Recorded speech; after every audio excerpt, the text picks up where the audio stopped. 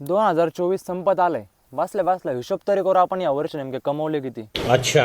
18,000 रुपयाच्या हिशोबाने 2,16,000 रुपये. 5,000 रुपये जरी खायचे प्यायचे धरले महिन्याला तर 60,000 रुपये ते होत आहे. राहिले 1,56,000 रुपये. ठीक आहे. 3,000 रुपये पेट्रोल पाणी आणि पोरांबरोबर चहा पाणी नाश्ता ते 3,000 रुपये. हे 36 जरी धरले तर 72,000 रुपये हे होत आहे. राहिले 84,000 रुपये. कमीत कमी 4 मोठे सण राहत्या वर्षात. प्रत्येक सणाला 5,000 रुपये जरी धरले तरी 20,000 रुपये हे होत आहे. राहिले 64,000 रुपये. घरात 5 मोबाईल आहे. 300 रुपयाच्या हिशोबाने 1,500 रुपये ते. लाईट बिल आणि वायफायचा रिचार्ज हे 4,000 रुपये. हे झाले 48,000 रुपये. 64,000 वजा 48,000 रुपये 16,000 रुपये राहिले. कमीत कमी महिन्यातून 2 वेळेस बाहेर फिरायला जातो.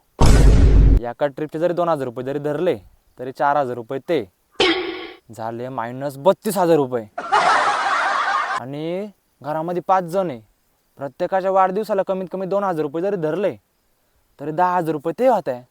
म्हणजे -42,000 रुपये. 2024 मध्ये माझी कंपनी -42,000 रुपये लॉस मध्ये आहे.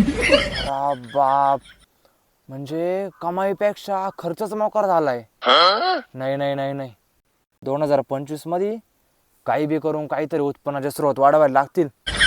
याच्याने काही जमायचं नाही बाबा. गई गई गई गई.